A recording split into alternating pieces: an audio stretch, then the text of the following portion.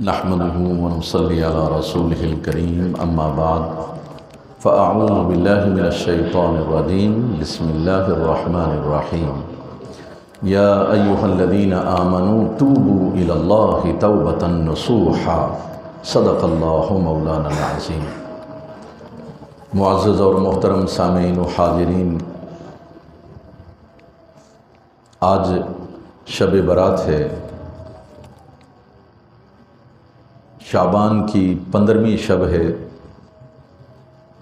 اور اسے شب برات اس لیے کہتے ہیں کہ اس رات میں اللہ تبارک و تعالی اپنی بے پناہ مخلوق کو جہنم سے رہائی عطا فرماتا، جہنم سے براعت کا ان کے لیے آرڈر فرما دیتا ہے کہ ان کو جہنم سے نکال دیا جائے۔ ایک اس لیے اس کو شب برات کہتے ہیں، اور دوسرا کہ بندے اللہ کی عبادت، اطاعت، فرما برداری کا دم بھر کر توبہ کر کے گناہوں سے بری ہو جاتے ہیں۔ جو توبہ کر لیتا ہے اللہ اسے گناہوں سے بری کر دیتا ہے، آزاد کر دیتا ہے، اور اس کا اعلان رسول اللہ صلی اللہ علیہ وسلم نے فرمایا، التائب من الذنب کمن لا ذنب لہ، گناہوں سے توبہ کرنے والا ایسے ہوتا ہے جیسا اس نے کبھی گناہ کیا ہی نہیں۔ توبہ کیا چیز ہے؟ توبہ کا مطلب ہے اللہ کی طرف رجوع کرنا، اللہ کی طرف لوٹ آنا، اللہ سے لو لگانا۔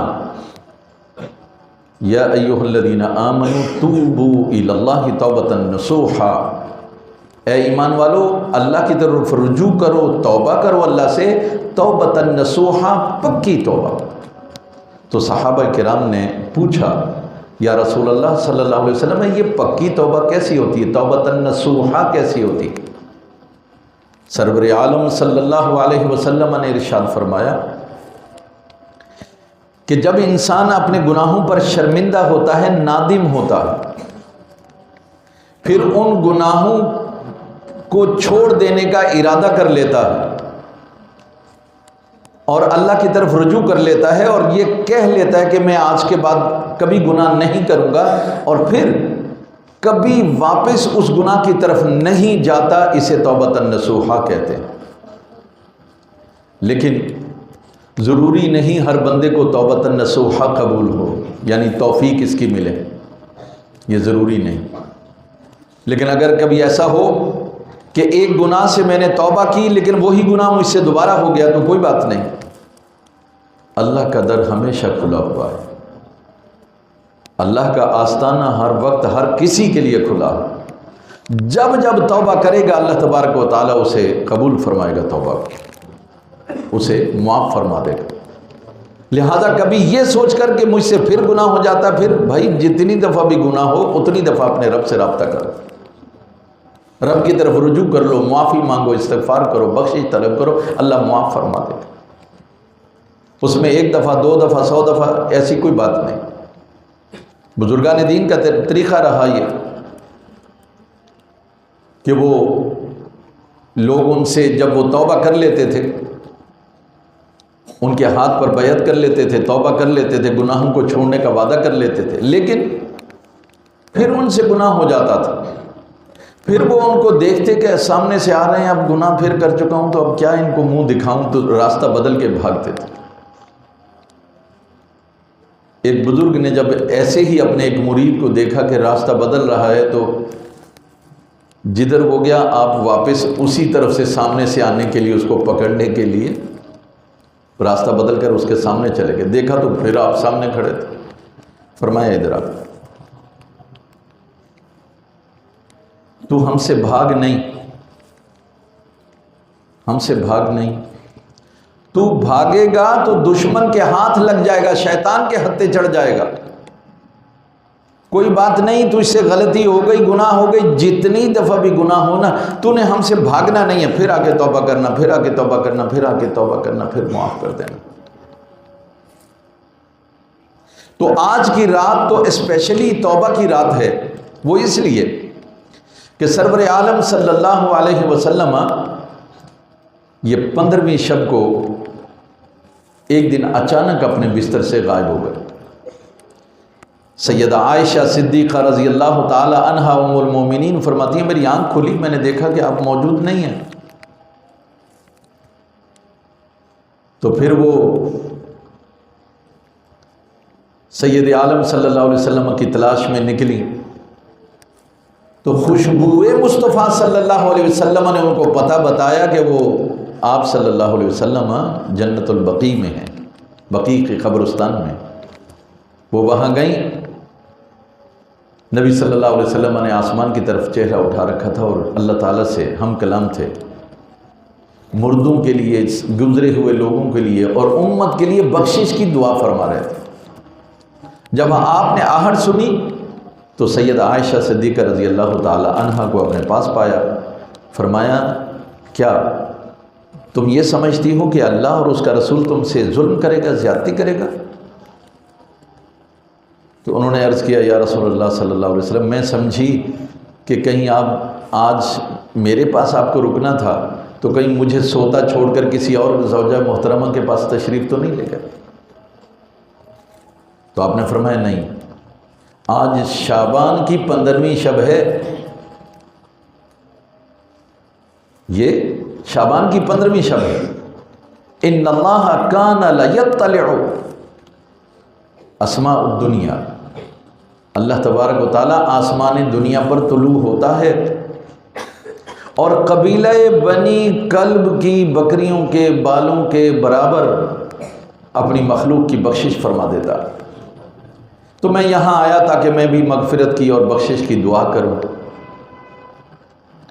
تو یہ جنت البقیع میں رسول اللہ صلی اللہ علیہ وسلم کا جانا، پتہ چلا کہ 15ویں شب کو قبرستان میں جانا سنت ہے، وہاں اپنے مردوں کے لیے، گزرے ہوئے لوگوں کے لیے بخشش کی دعا کرنا یہ بھی سنت ہے۔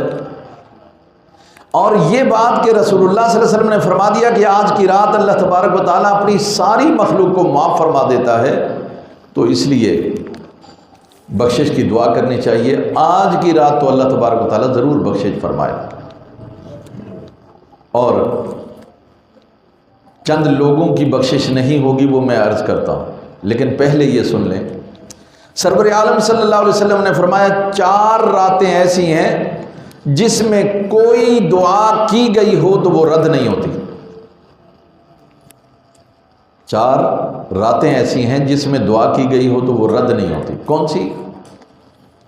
ایک تو رجب کی پہلی رات، رجب کا مہینہ پہلے جو گزر گیا اس کی پہلی رات، دوسرا شعبان کی 15ویں شب یہ والی، اور 2 اور ہیں جو عیدین، عید الاضحیٰ اور عید الفطر کی راتیں جو ہیں، جسے چاند رات آپ کہتے ہیں۔ پھر چاند رات میں آپ کو یاد ہی نہیں رہتا کہ آپ مسلمان بھی ہیں یا نہیں ہیں، بازاروں میں اور میلے ٹھیلے میں آپ چلے جاتے ہیں۔ یہ وہ راتیں ہیں جس میں مانگی گئی دعائیں رد نہیں ہوتی۔ ایک اور حدیث ہے جس میں 5 راتوں کا ذکر ہے کہ اس میں اللہ تبارک و تعالیٰ سے جو کچھ مانگا جائے اللہ پاک اسے عطا کرتا ہے مانگنے والے کو۔ اس میں کیا ہے؟ رجب کی پہلی شب، شعبان کی 15ویں شب، عیدین کی یعنی عید الاضحیٰ اور عید الفطر کی شب، اور ایک جمعے کی شب، یعنی جمعرات اور جمعے کے درمیانی جو شب ہے۔ ان راتوں میں جو اللہ سے جو مانگے گا اللہ تبارک و تعالیٰ اسے عطا فرمائے گا۔ تو آج کی رات اس حوالے سے ہم خوش نصیب ہیں کہ ہمیں یہ زندگی میں پھر مل گئی۔ آج آپ کو جو اپنے رب سے مانگنا ہے وہ مانگیں، اس لیے کہ اللہ تعالیٰ تو کہتا ہے ہم تو مائل بکرم ہیں کوئی سائل ہی نہیں، ہم تو مائل بکرم ہیں کوئی سائل ہی نہیں، راہ دکھلائیں کسے کوئی راہ روے منزل ہی نہیں۔ کوئی راستہ ہی نہیں پوچھ رہا، کوئی راستے پہ چلنا ہی نہیں چاہتا، کوئی مانگنے والا ہی نہیں ہے۔ ورنہ رسول اللہ صلی اللہ علیہ وسلم نے فرمایا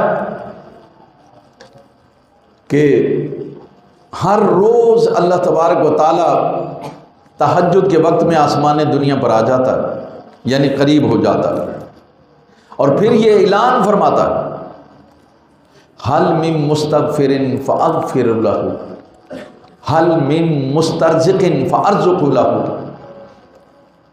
اسی طرح آواز اللہ تبارک و تعالیٰ لگاتا رہتا ہے یہاں تک کہ فجر طلوع ہو جاتی ہے. یہ ہر روز ہوتا ہے، لیکن ہم میں ہر روز ایسا کرنے کی استطاعت اور طاقت ہے نہیں. نہ وہ عبادت کا ذوق اور شوق، نہ جذبہ، نہ تہجد کی عادت. اس کی وجہ سے ہم وہاں پر بھی محروم رہتے ہیں.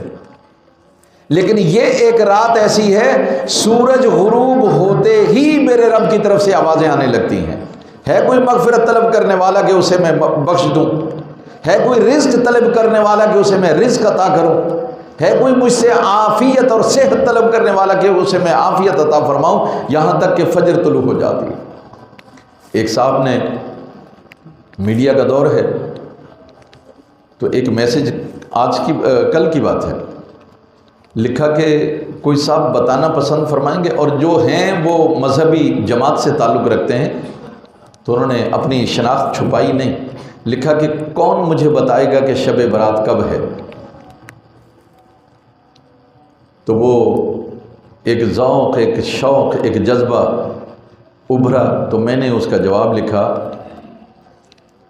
کہ دیوانوں کی تو ہر رات شب برات ہوتی ہے.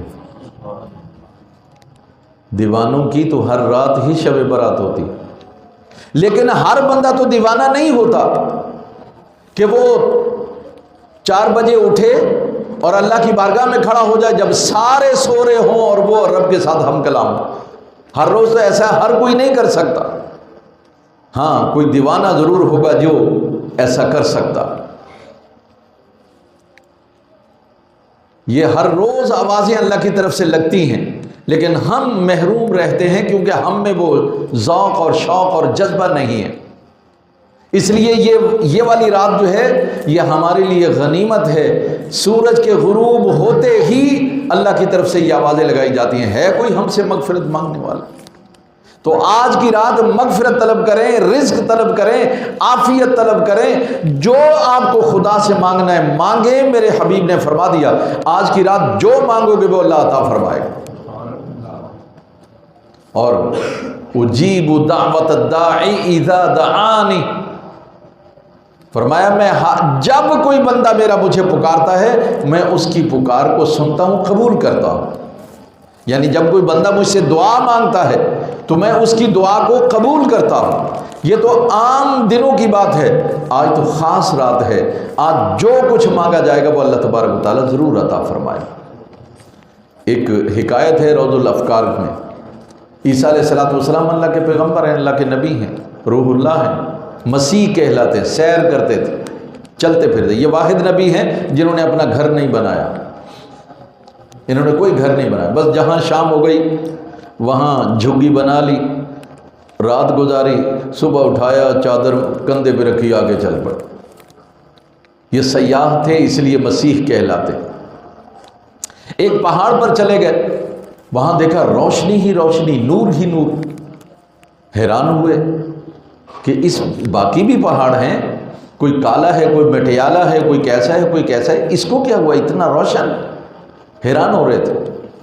رب کریم جل وعلا کی طرف سے آواز آئی، وحی آئی، روح اللہ اس سے بھی زیادہ تعجب خیز بات نہ بتاؤں،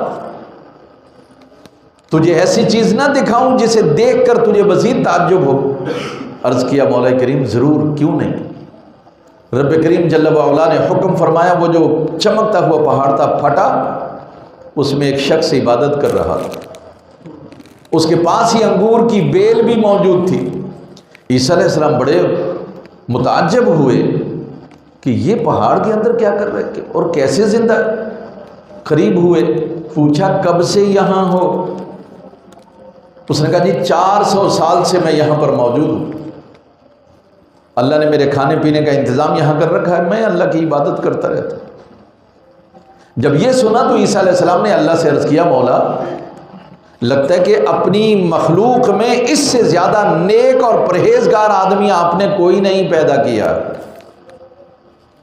رب کریم جل وعلا نے ارشاد فرمایا، عیسیٰ نہیں، ایسی بات نہیں ہے. میرے حبیب کی امت کا کوئی شخص 15 شعبان کی شب کو اگر 2 رکعت نماز نفل پڑھے گا تو اس کے 2 رکعت نماز نفل اس کی 400 سالہ عبادت سے زیادہ افضل۔ تب عیسیٰ علیہ السلام نے عرض کیا مولا اے کاش کہ میں محمد کی امت میں سے ہوتا صلی اللہ علیہ وسلم، کہ محمد سے وفا تو نے تو ہم تیرے ہیں، یہ جہاں چیز ہے کیا لوح و قلم تیرے۔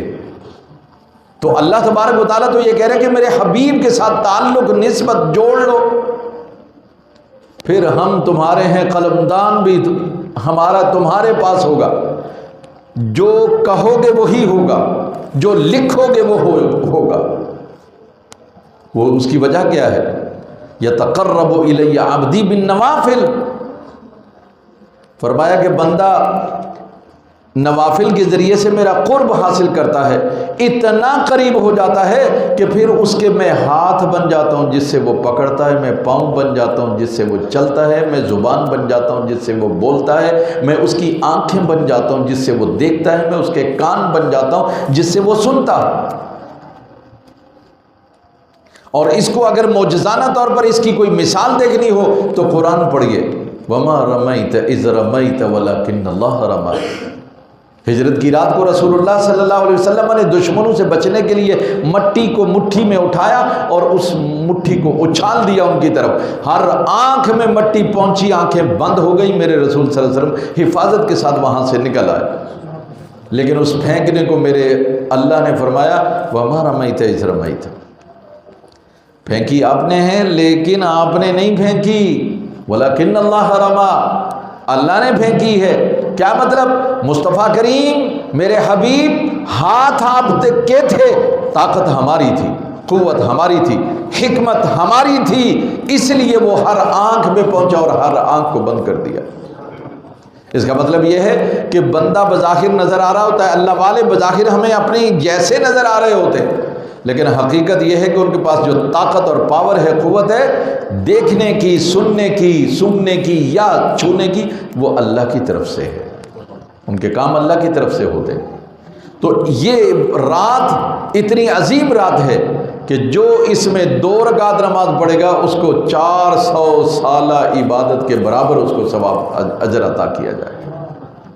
اور اس لیے آج کی رات کو ہمیں ضائع نہیں کرنا چاہیے، توبہ کرنی چاہیے، استغفار کرنی چاہیے۔ اور یہ بات بھی یاد رکھیں، اللہ تبارک و تعالیٰ نے، نبی صلی اللہ علیہ وسلم نے ہمیں بتایا کہ اللہ تعالیٰ مخلوقات کو بخش دیتا ہے لیکن کسی شرابی کو نہیں بخشتا، زانی کو نہیں بخشتا، سود خور کو نہیں بخشتا، قاتل کو نہیں بخشتا، قطع تعلقی کرنے والے کو نہیں بخشتا۔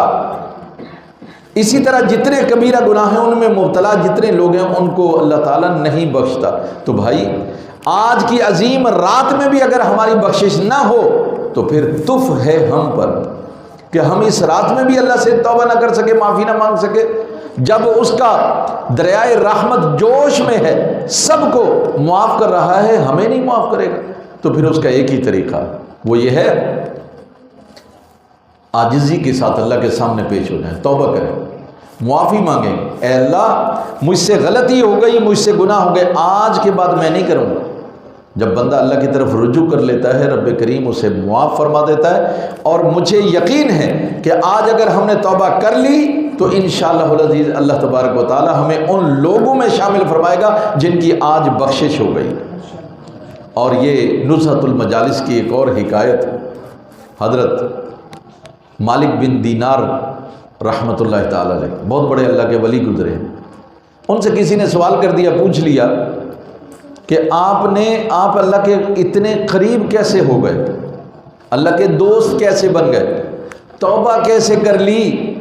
انہوں نے کہا یار بات یہ ہے میں تو شرابی آدمی تھا، خوب شراب پیتا تھا، میری ایک چھوٹی سی بچی تھی 2 سال کی، وہ میرے سامنے کھیلتی تھی تو میری برتن جتنے بھی ہیں وہ توڑ دیتی تھی، اچانک اس کا انتقال ہو گیا، مجھے اس کا بڑا غم لگا،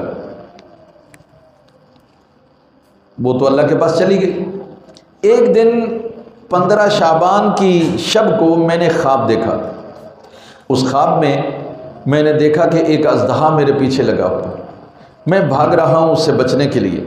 ایک بزرگ سے ملاقات ہوئی، میں نے کہا مجھے بچائیے، انہوں نے کہا میں بڑا کمزور آدمی ہوں، میں نہیں بچا سکتا، آگے جائیے۔ آگے گئے تو آگ جل رہی تھی، تو وہاں کسی نے آواز دی کہ بابا یہاں آپ کو کوئی نہیں بچائے گا، یہ آگ جل رہی ہے، اس میں گرو گے مر جاؤ گے، جاؤ پیچھے۔ کہہ رہے میں پھر پیچھے آیا تو پیچھے سانپ میرا انتظار کر رہا ہے، میرا پیچھا کر رہا تھا۔ پھر وہی بزرگ ملا، میں نے کہا بھائی مجھے اس سے بچاؤ۔ کہا میں تو بچانے کے قابل نہیں، وہ سامنے پہاڑ ہے وہاں چلے جاؤ، شاید تمہیں کوئی مل جائے یا تمہاری امانت وہاں رکھی ہو۔ کہتے میں جیسے پہاڑ کے پاس پہنچا، ایک آواز آئی اس کے لیے دروازہ کھول دو۔ دروازہ کھول دیا، اندر سے میری بیٹی نکلی چھوٹی، اور اس نے قرآن پڑھا، الم یأن للذین آمنوا ان تخشع قلوبہم لذکر اللہ۔ کیا ایمان والوں کے لیے ابھی یہ وقت نہیں آیا کہ اللہ کے خوف سے، اللہ کے ڈر سے، اللہ کے ذکر کو سن کر ان کے دل لرز جائے، وہ توبہ کر لیں؟ کیا ابھی وقت نہیں آیا؟ کہتا میں تو سن کر حیران ہو گیا کہ اتنی چھوٹی سی بچی قرآن پڑھ رہی ہے اتنا زبردست۔ کہا بیٹی تو قرآن جانتی ہے؟ اس نے کہا ہاں میں قرآن جانتی ہوں۔ کہا اچھا پھر مجھے یہ بتا، یہ سانپ میں نے دیکھا تھا یہ کیا ہے؟ اس نے کہا یہ تمہارے برے اعمال تھے جو تمہارا پیچھا کر رہے تھے۔ اچھا وہ بزرگ کیا تھے؟ کہا تمہارے اچھے اعمال تھے جن سے تم نے مدد مانگی کہ مجھے بچا لو، لیکن وہ تھوڑے تھے، کمزور تھے، وہ تمہیں بچا نہیں سکتے تھے، اور آگے وہ جہنم کی آگ جل رہی تھی۔ اور پھر یہاں یہ امانتیں تمہاری، یہ اللہ تبارک و تعالیٰ نے آج کام آئی۔ جیسے ہی اس کو یہ پتہ چلا، فوراً کہتے میری آنکھ کھلی اور میں نے توبہ کی۔ میں نے کہا اللہ آج کے بعد میں شراب نہیں پیوں گا، میں کوئی برا کام نہیں کروں گا، اے اللہ مجھے معاف فرما دے۔ کہتے ہیں اس کے بعد مالک بن دینار کے چرچے دنیا بھر میں پھیل گئے کہ مالک بن دینار بڑا اچھا آدمی ہے اور نیک آدمی ہے، صالح آدمی ہے۔ توبہ کا یہ فائدہ ہے، اس لیے آج کی رات ہمیں اللہ تبارک و تعالیٰ سے توبہ بھی کرنی چاہیے۔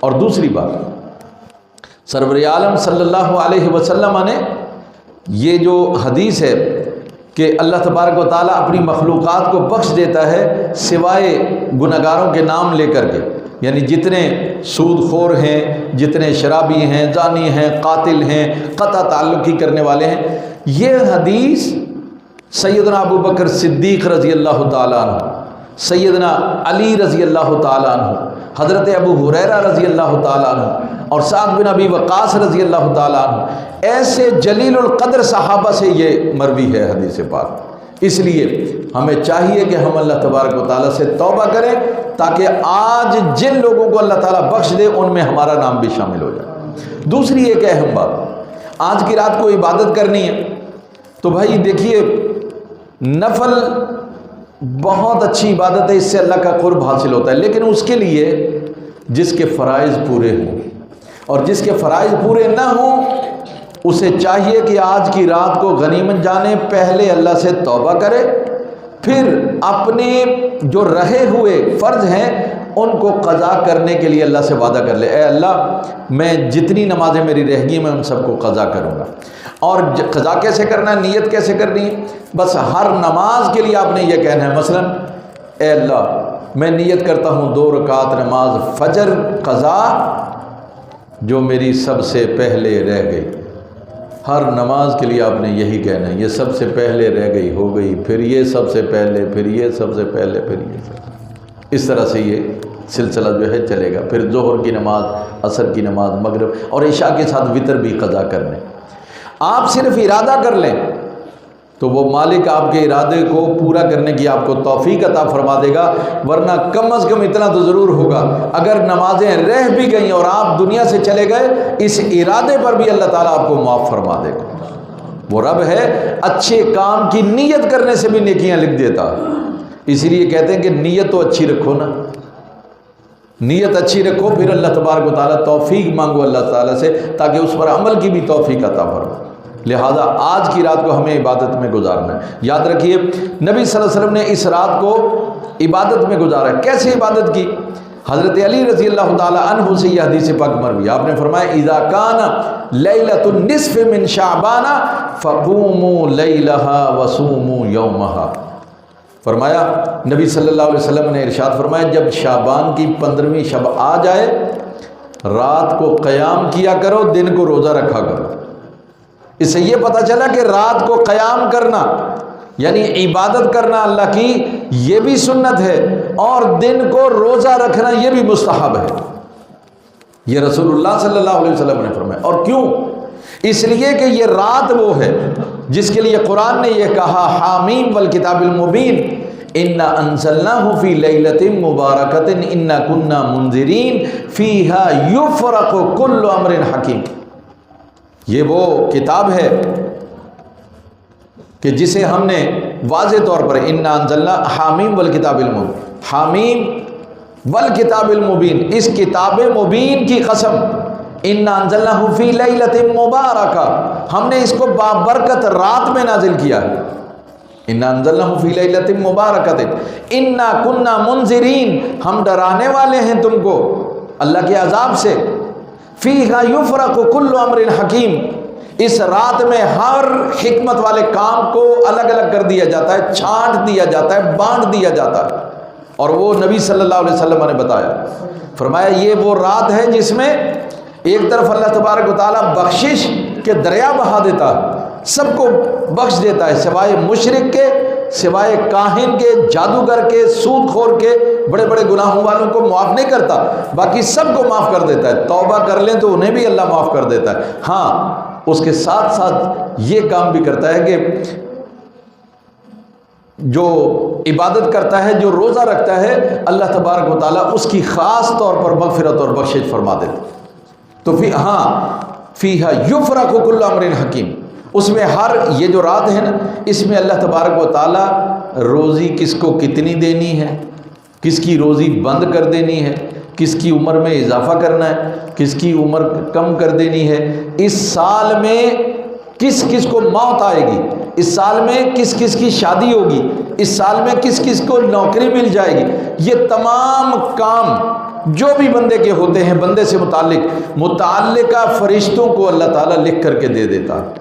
اچھا، بعض لوگوں کا یہ خیال ہے کہ یہ شب قدر میں ہوتا، لیکن یہ یاد رکھیے ایک ہی تطبیق اس کو دی گئی ہے تاکہ جو ہے وہ یہ دونوں پر عمل ہو جائے۔ وہ کیا کہ اس کا آغاز شب برات سے ہوتا ہے، اختتام جو ہے شب قدر میں ہوتا ہے، یعنی اس رات میں لکھا جاتا ہے، اعمال پیش ہوتے ہیں۔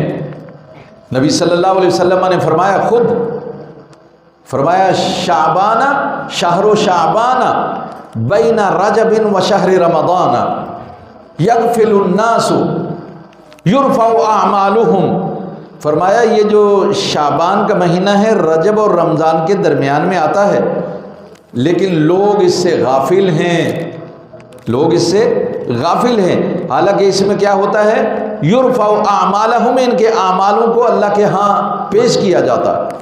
تو آپ نے فرمایا میں چاہتا ہوں جب میرے اعمال پیش کیے جائیں تو میں روزے سے ہوں، جب میرے اعمال پیش کیے جائیں تو میں نے روزہ رکھا ہوا ہو، تو جب روزہ رکھا ہوا ہوگا تو اللہ پاک خاص کرم فرمائے گا کہ اس نے تو میرے لیے روزہ رکھا ہوا ہے تو میں اس کے اعمال کو کیسے رد کر سکتا ہوں۔ ہم اعمال نیک کرنے کے پابند ضرور ہیں، لیکن قبول ہیں کہ نہیں یہ ہمیں نہیں معلوم۔ تو پھر ایسا ہی ہوگا کہ اگر ہم عبادت پر عبادت کریں گے، ریاضت کریں گے، مشقت کریں گے، نمازیں پڑھیں گے، قرآن کی تلاوت کریں گے، روزے رکھیں گے، دوسروں کے لیے مغفرت کی دعا کریں گے، تو رب العالمین وہی سب کچھ ہمیں بھی عطا فرمائے گا۔ تو آج کی رات اس لیے بھی ہے کہ ہمیں چاہیے کہ ہم آج کی رات نہ صرف اپنے لیے بخشش کی دعا کریں بلکہ سب کے لیے بخشش کی دعا کریں، قبرستان بھی جائیں، عزیز و اقارب کی قبروں پہ جا کے ان کی مغفرت کے لیے دعا کریں، اور پھر سب سے بڑی بات یہ ہے کہ آج کی رات کو قیام میں گزاریں، دن کو روزہ رکھیں، اور پھر اللہ تبارک و تعالیٰ سے توبہ کریں، تو انشاءاللہ العزیز یہ جو شب برات ہے یقیناً ہمارے لیے شب برات بن جائے گی، یعنی ہمیں اللہ تبارک و تعالیٰ جہنم کی آگ سے بری کر دے گا۔ اللہ سے دعا ہے کہ رب العالمین دین کی سمجھ عطا فرمائے، عمل کی توفیق عطا فرمائے۔